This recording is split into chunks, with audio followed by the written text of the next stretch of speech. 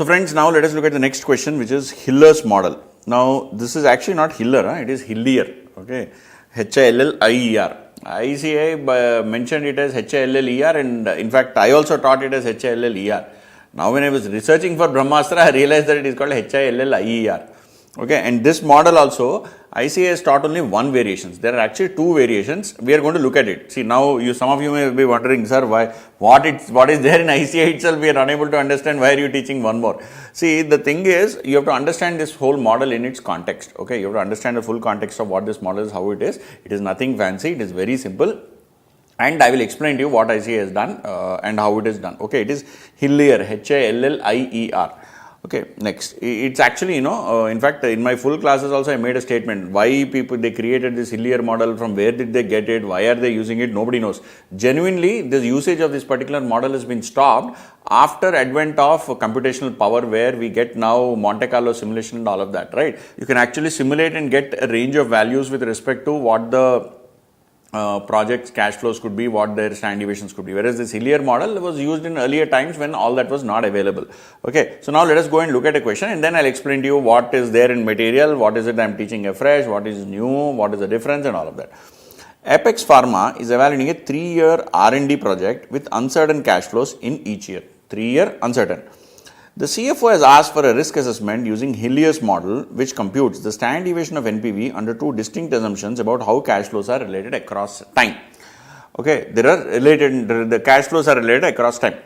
Let us see. He is basically asking, do a risk assessment, given that there is some relation between cash flows, or how the cash flows are related, not related across time. Now, what are the key details? Initial investment is about 100 lakhs. Everything is in lakhs, right? Yes. 3 years project life, salvage value nil, risk-free discount rate 10%. Till here, very good. Year 1, cash flow, 3 cash flows, 3 probabilities. Year 2, 3 cash flows, 3 probability. Year 3, 3 cash flows, 3 probabilities. Now, if you just multiply cash flow with probability, 30 into 0.3 is 9, 50 into 0.5 is 25, 70 into 0.2 is 14. So, you get 23, 48. This is 6, this is 30, this is 27, this is 63, this is 30, 42, 4, so you get 76. Okay, I've just made basic computation, whether they're useful, not useful, we'll see later. Present value factor at 10% is for 1 year 0.909, 2 years 0.826, at 3 years 0.751. PVF squared, that is 1 by 1 plus 10 power 2t. Okay, is for year 1 is 0.826, for year 2 is 0.683, for year 3 is 0.564. What is this? We'll come back. Compute the expected cash flow and standard deviation for each year. Expected cash flow, standard deviation. Expected cash flow, anyway, I found it already. Now you are supposed to find out standard deviation. Compute expected NPV of the project. That also we'll find out. Compute the standard deviation of NPV, assuming cash flows are independent over time. That is Hillier's independent flows formula. And compute standard deviation of NPV, assuming cash flows are perfectly correlated over time. Hillier's correlated cash flows formula. Now they are saying there are two formulas. First of all, we learned only one formula in our ICAI material, what I have taught earlier also. Wait, we'll come there. Compute the coefficient of variation of both assumptions, interpret the difference, comment on which assumption is more realistic and when it applies. Okay, we'll see all of this. First, let me go back and take you to what is that Hillier. I mistakenly ICAI told, even I assumed it is Hillier. Hillier, it is not Hillier, Hillier. Hillier.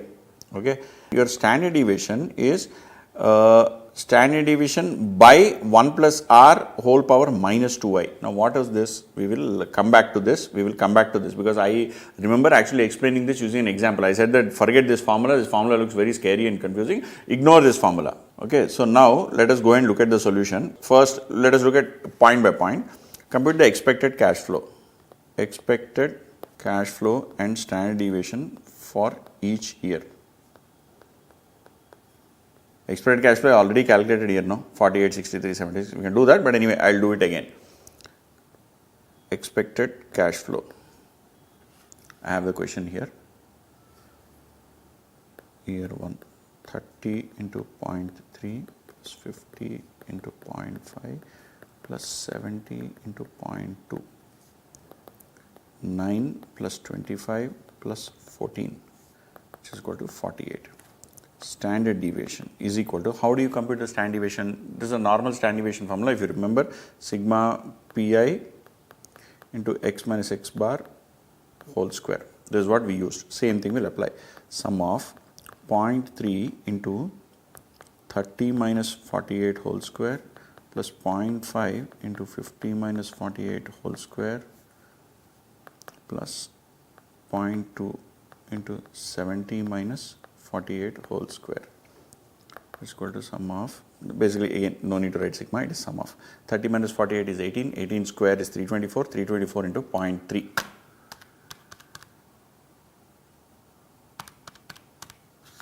97.2.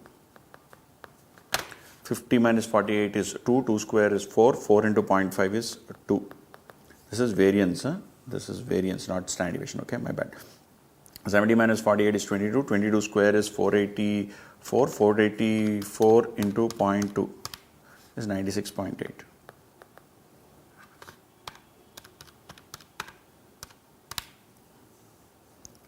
Variance is equal to 196, implies standard deviation is equal to 14.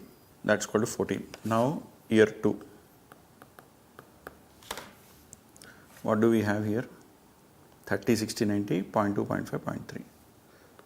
30, 60, 90 to 0.2 into 0.5 to 0.3. 6, 30 and 27.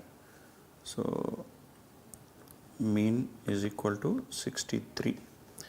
Variance is equal to 0.2 into 30 minus 63 whole square plus 0.5 into 60 minus 63 whole square plus 0.3 into 90 minus 63 whole square. 0.2 into 30 minus 63 is 33. 33 square. 33 is 1029. 33 is 1089 plus 0.5 into 3 square is 9 plus 0.3 into 27 square is 729. So that will be 1089 into 0.2 is equal to m plus 4.5 m plus 0.3 into 729 is equal to m plus 729 into 0.3 is equal to m plus 0.5 into 9 is equal to m plus 0.2 into 1089 is equal to m plus, memory recall 441, implies standard deviation is equal to 21. 21s are 441, correct? So you get standard deviation of this. Then year 3. What are the year 3 data points? 40, 70, 100, 10, 60, 30. 40, 70, 100, 10%, 60%, 30%. This is 4, 42, 30. Total is 76. Variance is equal to 40 minus 76 whole square into 10% plus 70 minus 76 whole square into 60% plus 100 minus 76 whole square into 30%. So 40 minus 76 is 36, 36 is 1296, no? Yeah, 1296. 1296 into 10% plus 36 into 60% plus 100 minus 76 is 24, 24s are 576. 576 into 30%. So 1296 into 0.1 is equal to m plus, 36 into 0.6 is equal to m plus, 576 into 0.3 is equal to m plus. Memory recall 324. Standard deviation is 18. Okay. Now, is that the first part of the question that they asked? Compute expected stand flow and standard deviation for each year. Computed expected NPV of the project. What is expected NPV? Expected NPV at what rate? They gave some percentage, no? 10% is equal to, you take all these expected cash flows for each year, which is 48, 63 and 76. 48, 63, 76. What is present value factor, boss? Present value factor we have been given in 0.909, 0.826.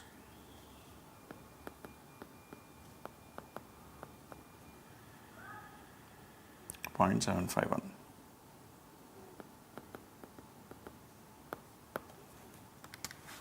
48 into 0.909 is equal to m plus 63 into 0.826 is equal to m plus 76 into 0.751 is equal to m plus. Memory recall 152.746. This is expected NPV. Year 1, 2, 3. No, what is the investment? That is the expected present value of cash flow. Investment is 100. So this is expected PV of cash inflows. My bad. PV of cash inflows. Cash outflow is equal to minus 100. NPV is equal to 52.746. 2.746. So this is done. Next, third part. What is third part of the question? Compute standard deviation of the NPV assuming cash flows are independent over time. Now, cash flows are independent. No, this is the formula that we use in ICAI. What has been given to us? This part. And if you recollect, I had told you these words when following text is used, that is standard deviation of present value distribution or standard deviation about expected value, you are supposed to use Hillier's method. And there variance is equal to 1 plus r whole power minus 2i, that is 1 by 1 plus r square into time, r square into time, 2 square mein 2 into time. This is, I'll just show you this. It was under root of variance of 1 by 1 matlab first year, 1 plus r whole power 2 plus variance of year 2 by 1 plus r whole power 4 plus variance of year 3 divided by 1 plus r whole power 6. This was the formula. This is what we used. This is applicable when cash flows are independent. This is not applicable when cash flows are dependent, are not independent. Basically, they are correlated. Okay. Right now, ICAI formula is applicable only when they are independent. Okay. You can go and check for Hillier's, not Hiller's, Hillier's formula. Standard deviation of NPV independent cash flows. Equal to under root of, what is the variance of the first one? We already have the variance, no? 196, 441 and 324. 196, 441 plus 324. These are the 3 years. For each of them, you divide it by 1 plus r, which is 10% whole square, 1 plus 10% whole power 4, 1 plus 10% whole power 6. Now, you are basically squaring. See, normally what we do, 1 plus 10, 1 plus 10 square, 1 plus 10 cube. Okay, because they are for 3 years. But here you are doing squares of those. You are doing squares of those. This is the formula. Now, how is it derived? What is it? How does it really work in real life? All of that. We are not really bothered about it because that is not there as part of the syllabus. They have just given the formula. Go ahead and just use it. This is one of the very unfortunate thing ICAI does. Okay, they just give a formula, a very convoluted formula, very dark, detailed, very dark and confusing formula, and then they don't give an explanation. It is not asked at all. Okay, so I would rather not get into the discussion, unnecessary waste of time for all of us. Now, under root of, now they have given some values. 1 plus 1 by 1.1 power 2t. So here, when you take t as 1, it is 1 by 1.1 whole square. 1 by 1.1 whole power 4, whole power 6, like that. And they have given the value 826, 683, 564. 683 to 564. This is 196, 441, 324. This will be under root of 196 into 0.826 is equal to m plus 441 into 0.683 is equal to m plus 324 into 0.564 is equal to m plus. Memory recall, under root of 645.835. If you take under root of that, you get 25.413. This is the standard deviation, rupees lakhs. Okay. Now this is the third part of the question. What is the fourth part of question? Third part is if they are independent over time, and this is what ICAI has taught us, or this is what is there in the ICAI material. Now let us move to the next aspect. Compute the standard deviation of NPV assuming cash flows are perfectly correlated. Correlation is 1. If they are perfectly correlated, it means 1. Right? Correlation is 1. Over time, Hiller's correlated flows formula. Now this is not there in the syllabus. What is this great formula? This is nothing. This is nothing but SD when cash flows are perfectly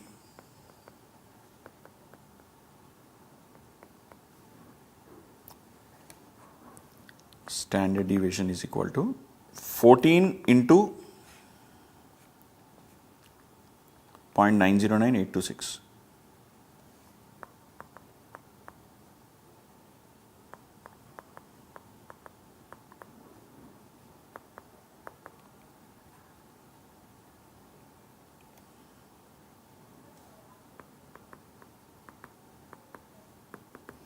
This is directly the standard deviation. Now, what is the value for this? 14 into 0.909 is equal to m plus 22 into 0.826 is equal to m plus 18 into 0.751 is equal to m plus. Memory recall. Standard deviation is equal to 44. Is correct? 14, 21. This is not 22. Shit, my bad. 21 into 0.826. 14 into 0.909 is equal to m plus 21 into 0.826 is equal to m plus 18 into 0.751 is equal to m plus. Memory recall 43.59.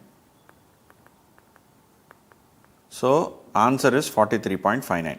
The only difference is here you do with squares, and here what do? You do simply sigma standard deviation of a year into the present value factor for that particular year. That's all. You simply do this. This is when they are perfectly correlated. That's all. There is nothing fancy, nothing very convoluted. Whether they will ask in exam, I don't know. But I am teaching you because Hillier's concept is what they have used, which they have not explained properly. I wanted to explain this. Okay. Then what is the next point? Compute the coefficient of variation of both the assumptions and interpret the difference. What is coefficient of variation? CV is equal to standard deviation by expected NPV. Okay. So this is for under 1 and under 2, basically independent and correlated.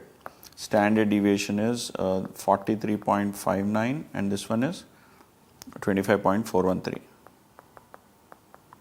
And denominator is, for both cases denominator is same, because we are taking expected NPV as common value 52.746.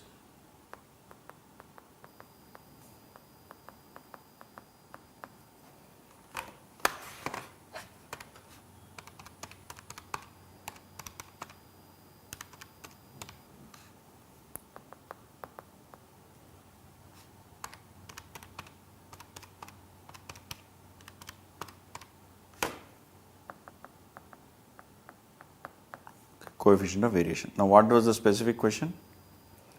Both interpret the difference. What do you mean by interpreting the difference? See, what is the difference here and how do you interpret it? See, this happens because if they are independent,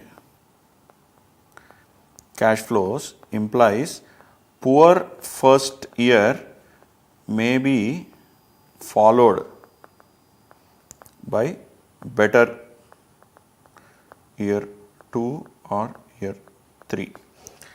In correlated cash flows, 1 year poor implies all 3 years poor. So what happens if you come back and look at the question, you will understand this better. What they are saying is, see, in year 1, if let us say one of the probability events happens, that is any of these 3, I am just cleaning this up. Year 1, if this happens, year 2, this can happen, or this can happen, or year 3 this can happen. So what happens you are on an overall basis. What is your expected NPV? We got 50 something, right? Where is that? 52.746. See, if all 3 years are poor, will you be at 52 or 53? You will not be. But if one is good, one is bad, one is good like that, you may be closer to that. So when you are closer to it, what is going to happen? You are closer to the average. So your deviation is minimal. Whereas if you look at other scenario where they are perfectly correlated, first year bad means all 3 years are bad. If all 3 years are bad, your NPV is much further away from the mean NPV. Same thing, if all 3 years are very good, your expected NPV is much higher than the your actual NPV is much higher than expected NPV. Then what happens? Deviation is very large. So the deviations become larger when there is perfect correlation. Whereas when there is no correlation, they're independent. There's a possibility that your eventual NPV might come closer to the expected NPV value. Eventual NPV means you choose a path. Expected NPV means average of all the paths. That is what is the thing. So correlated cash flow implies 1 year poor, all 3 years poor, and hence the deviations from the mean are higher. Okay, this is over. Next, what is the next part of the question? Comment on which assumption is more realistic and when each applies. Now, which is more realistic? See, I think, this whole independence, dependence thing, no? So, now which one is more relevant? In real world, if factors affecting a business are random, then independence will take precedence. However, 1 year's bad, let's say, outcome hurts all subsequent years. Example, a cyclone damaging plant, affecting 2 to 3 years of production. This example, low volume due to poor monsoon. Okay, that can happen, right? You have lower offtake of a particular output or lower offtake of a particular, say volume because this year was bad. Next year may be good. We don't know. Whereas there is no dependence. See, monsoon also is random. 1 year it is good, 1 year it is bad. But here, if cyclone hurts your plant and some damage happens or some aspect happens which hurts your supply chain for 2-3 years, then what will you do? It is not in your control. It is also a random event, but it has hurt you for 3 years. So, it depends on what kind of situations are we envisaging under different probabilities. Second, real world is between these two. Better to take these as outer bounds of standard deviation of project cash flow. Okay, you take this as the range. The standard deviation also, standard deviation itself is a deviation from the mean. Now we are saying that standard deviation number itself can be anywhere between this and this. Very weird way of looking at it, right? 25.413 to 43.59.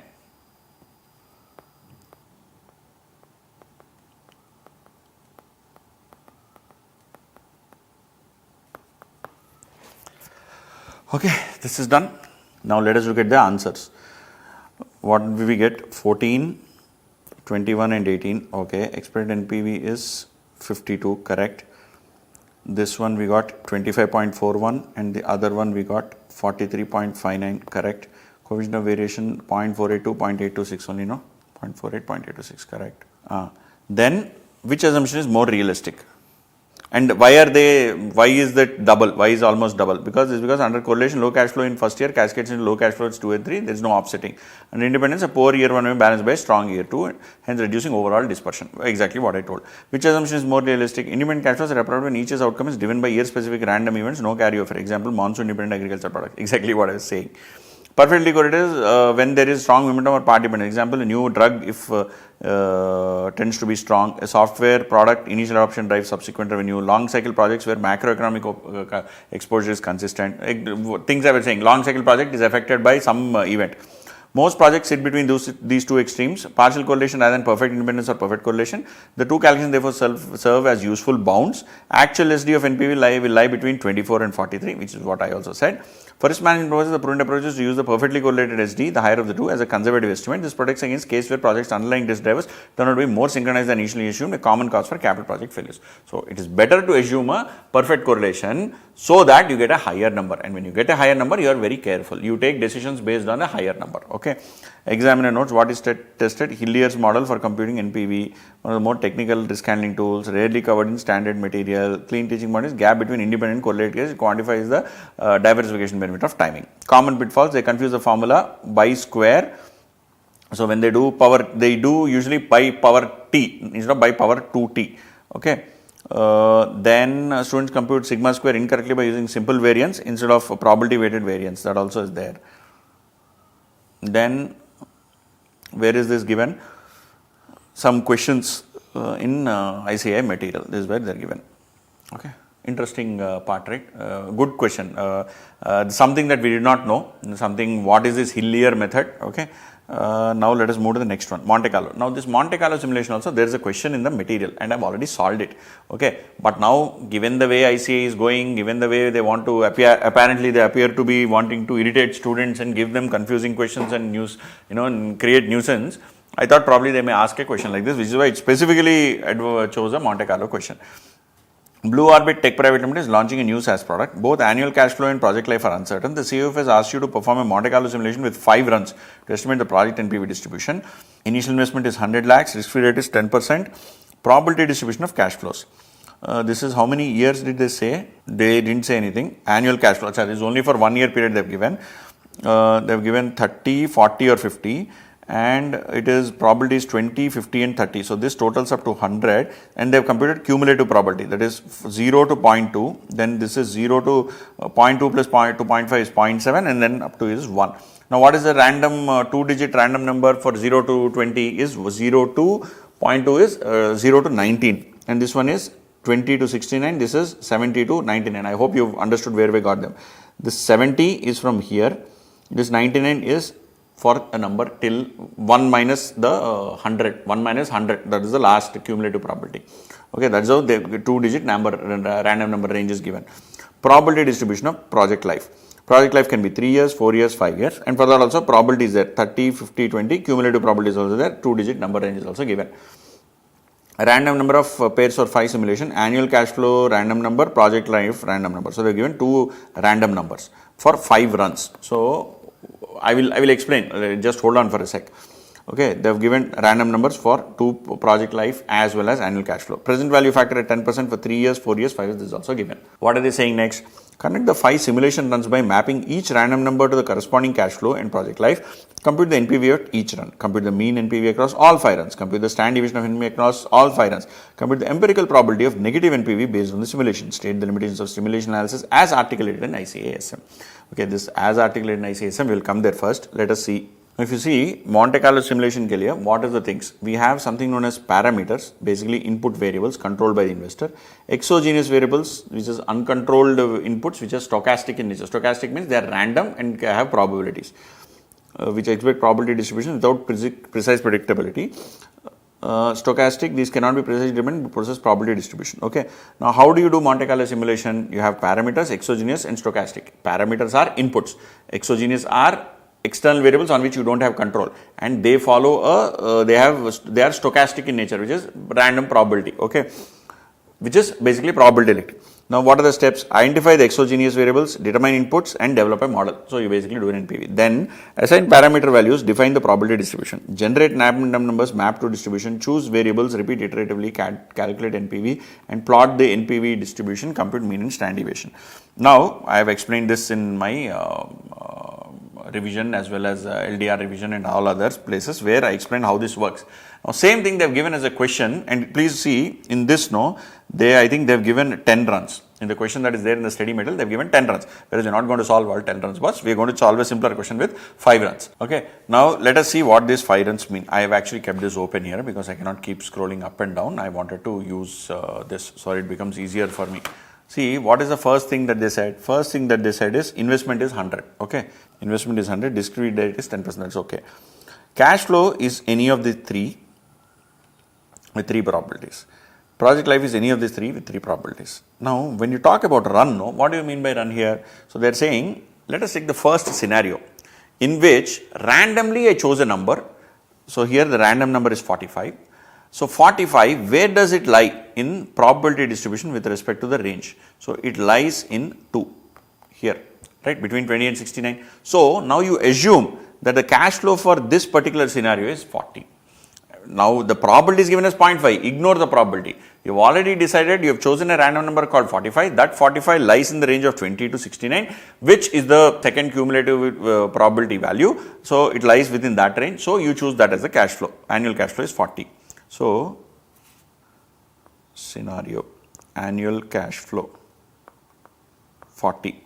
Okay. Then, what is present value factor? We will come to present value factor. Why? Because we need to figure out the project life. Project life, what is the random number that is chosen? 72. Now, 72 lies where within the cumulative probability value? It lies here. So, this is also 2. So, what is project life? 4 years. Life years 4. Now, present value factor for 4 years. What is 4 years present value factor? 3.170. So, present value of cash flows is how much? 4 into 3.170. Not 4 or 40, I am sorry. Is 126.8 minus investment. What is the original investment? 100. So, what is NPV? 26.8. That's all. Now, this is scenario 1. What is scenario 2? Scenario 2 mein you got 8. 8 as the run for annual cash flow. Now, where is it? 8 in cash flows is in the first scenario, which is in the first probability line, which is 20% probability. That is 30 is the cash flow. Now, 30. But what is the life? Life ke liye the random number is 91. Now, where is 91? 91 is in the third scenario. So, 5 years. What is present value for 5 years? 3.791. So, what is the present value of cash flow? 30 into 3.7 is 113.73 minus 100. So, 13.73. Then 3. What is third scenario was? 76 and 34. So, 76 is 50, 34 is 4.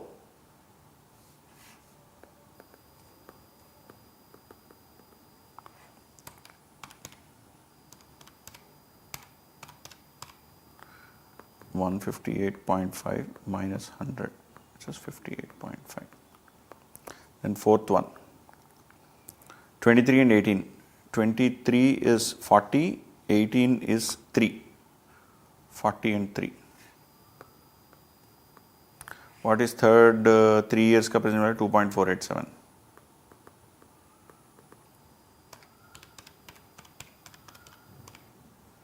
Is 99.48 minus 100 is minus 0.52. Fifth scenario, 61 and 84. 61 is 40, 84 is 5.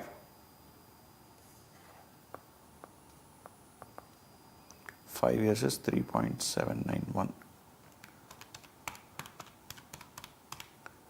Is 151.64 minus 100, which is 51.64. Now, what is the NPV? 151.64 minus 100 is 51.64 minus 0.52 plus 58.5 plus 13.73 plus 26.8. You get total of 150.15 average NPV expected. Average NPV expected is equal to 150.15 by 5, which is 30.03. Now, what did they ask? Compute the NPV for each run, compute NPV across all the 5 runs. Okay, mean NPV is done. Compute the standard deviation across all 5 runs. So, now we are supposed to compute the standard deviation. So, run 1, 2, 3, 4, 5, mean 26.8.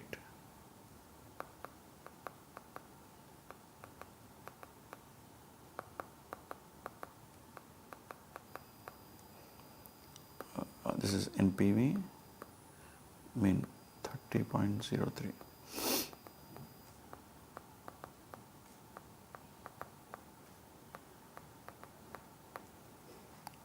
Deviation.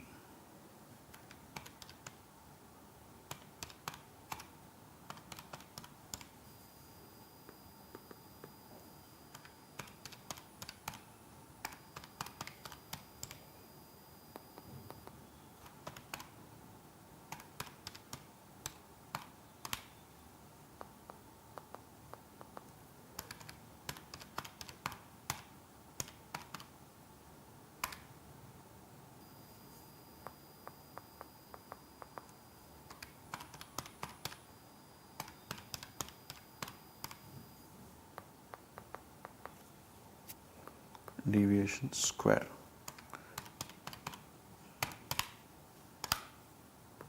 (10.43), 16.3 into is equal to m plus 265.69, then 28.47 into is equal to m plus 810.54, 30.55 into is equal to m plus 933.02,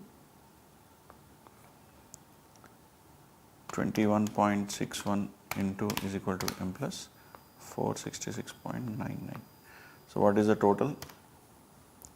2486.96.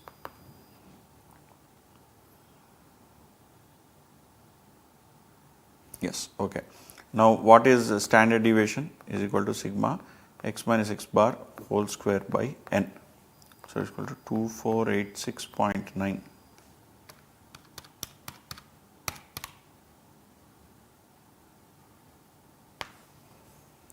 divided by 5, which is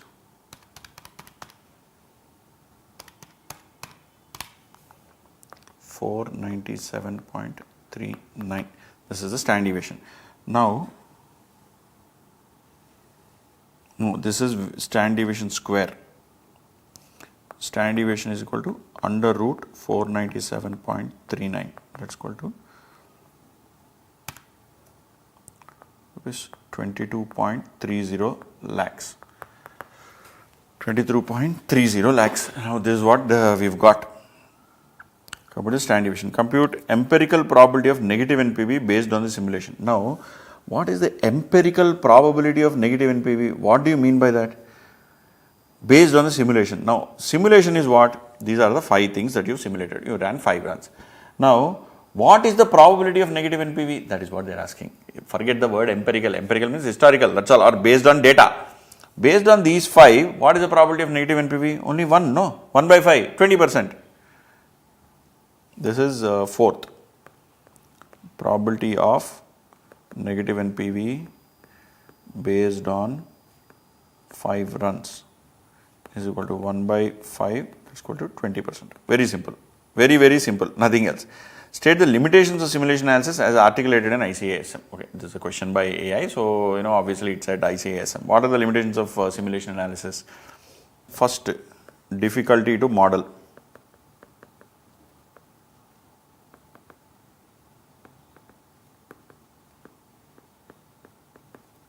Difficulty to model. Okay, difficulty to model for what? Difficulty to model for a non-technical person. For non-technical person. And a technical person doesn't understand the project. A non-technical person, and when I say technical, no, here I am not referring to the project technical. The guy who designs the simulation. A person who quantitatively understands how distribution, statistics and all of that, that person may not be part of project execution. Whereas the person who is part of the project execution may not understand these quantitative techniques. Next, ignores tail values where max risk exists. So, it just gives a range. It says this is the range. So, what do I do with the range? It should say maximum risk is this much, minimum risk is this much, maximum standard deviation can go there, maximum standard deviation can come here. No, nothing. It just says this is the MPV, this is the standard deviation. But what is the loss? It is not talking about that where there is maximum risk. Then use risk-free rate for discounting. Why do you use risk-free rate? Because all the risk is already adjusted in the cash flows. You are taking cash flow. See, you cannot account for risk in both places. That is, cash flows are also reduced for risk. Then your discount rate is also increased for risk. No, you can't do that. As far as Monte Carlo simulation is concerned, when you do this exercise, your cash flows have to be risky, basically because you have multiple cash flows, one low, one high and all of that. And your discount rate has to be risk-free for discounting, as cash flows already account for risk dependent on assumptions of distribution. See, what I mean by these assumptions of distribution is, here we have taken a run, and in each run we have taken a cash flow where said cash flow is this much. Now, when you do this Monte Carlo simulation, I have done this on using certain software. What you do is, you basically, instead of saying cash flow is 45, you don't choose a random number. You give a distribution for that random number. You say the mean cash flow is the cash flow. Okay, whatever cash flow we have, right? These ones. You give distributions for this, and you give probability distribution with whether it is normal, whether it is non-normal, what is the standard deviation. You give things like that. So what you give is, my input variables, that yearly cash flow has an average of 50 lakhs with a standard deviation of 10 lakhs. From that, now you choose at random one particular cash flow. So this is a very simplified version what we are looking at in ICAI Study material, what they have taught us, or what is being given, what I teach you.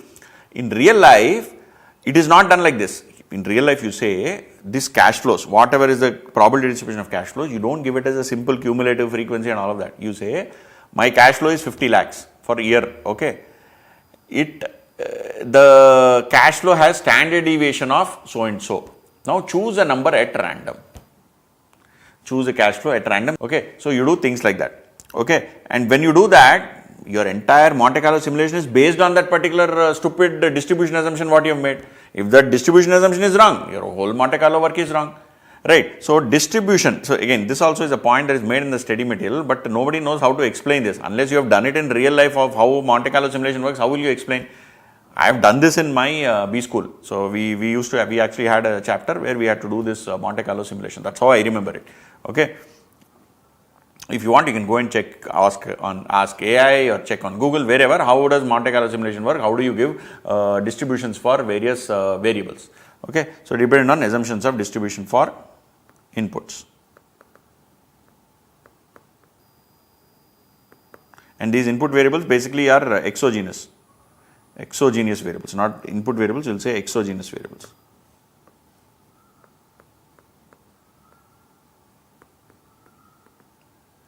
For exogenous variables.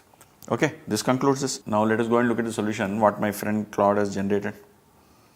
Simulation results, 30.03, same number. 497 and 22.3, we got 22.3 only, no? 22.3, okay. Then, they also computed coefficient of variation. That was not asked, no? Was it asked? They just said NPV standard deviation. So they didn't ask for coefficient. I don't know why that is there. But anyway, good. Then only out of 5, only run number 4 produces negative NPV. Probability is 20%. Okay. This is a small sample estimate. ICAI sample use 10 runs. Typically use thousands of runs to get a reliable probability estimate. So this is the point. You do thousands of such runs and then see which one has a negative NPV. Then limitations. Difficult to model the project realistically and specify the probability distribution of exogenous variables. Wrong distributions lead to wrong simulated outcomes, which is what I was explaining to you last 5 minutes. Simulation is imprecise, provides only a rough approximation. The approximation may be misleading at tails of the distribution, which is where risk management lies. So if you don't get correct data with respect to tails, the maximum risk is in the tail only, no, not in the center. Realistic simulation is usually complex, constructed by quantitative experts, not decision maker. If decision maker lacks understanding of the model, they may not use it. Absolutely. If you as a chartered accountant don't know how this Monte Carlo simulation is created and randomly you choose numbers left, right and center and throw data, you will obviously get a incorrect output. Simulation typically uses risk-free discount rate to avoid double counting risk that is already captured in dispersion of NPV. This derived NPV measures takes on different meaning from conventional NPV and can be difficult to interpret consistently. What they are saying, actually good point, I should have elaborated it. See, you take a risk-free NPV, okay, risk-free rate, you take a risk-free rate and then you computed all of that. But what happens in a tail scenario, your risk-free goes for a toss, no? Because in tail scenario, it is super risky. You should have ideally discounted it with a higher rate, but then that has not happened. Derived NPV measure takes on different meaning from conventional NPV and can be difficult to interpret. So this NPV is not same as the NPV that we normally compute by discounting cash flows. Here you have to say that this is broadly considering average of thousands of runs of random numbers based on probability distributions that we have. Okay, it is generated. So it is not same as your normal NPV. That's what they are trying to highlight. A decision based on the 5-run simulation, mean is 30, standard deviation is 22, probability of negative is 20%, coefficient of variation is 0.7. Project has high positive NPV but 20% probability of a loss. Moderate to high coefficient of variation means management approach with eyes open. Larger simulation would refine these estimates before final commitment. So coefficient of variation is high, meaning what? For every unit of return, risk is high. If such a case, you should be careful. Then what is being tested? Mechanics of Monte Carlo, mapping random numbers, aggregating, fire inversion is exam friendly. Then students set up the cumulative probability ranges incorrectly. So they do it as usually 0 to 20. You should not do 0 to 20, you should do -1 instead of 0 to 19. The convention is that lower bound is inclusive and the upper bound is 1 less than the next range. This is something you have to remember. Computing SD using sample formula n-1 versus population formula. ICAI's convention is population divided by n. Okay, so this is something that you learn, probably if you have studied statistics. If you're looking at a sample, you divide by n-1. But in our case, ICAI doesn't distinguish between population, sample and all. You use divide by n. So what am I referring to here? I'm referring to this part where we divided by 5. Typically, when you take sample data, you do n-1, but we only have 5 samples. In that, what grade n-1 will you do? If you have thousands of samples, then n and n-1 difference doesn't matter. But here it will matter. But ICAI doesn't care about any such distinction. When ICAI used to teach statistics, when I was in foundation, we had a statistics subject which had this, distributions and sample mean, variance, sample mean, population mean, variance, F distribution, chi distribution, all of that. I studied all of that. There they followed all the logics. But when they come to CA Final AFM, they forgotten the logics. Okay, subpart 5 typically errors. 4 limitations are direct from the system should be stated. Okay, simulation analysis, limitations subpart are stated verbatim. Okay, no problem. Okay, fine. Good question, right? This is something that you can potentially expect. What is there? When they can ask any random thing on the earth, they can ask this also. This also part of Monte Carlo. As Monte Carlo simulation, they can ask you anything, right?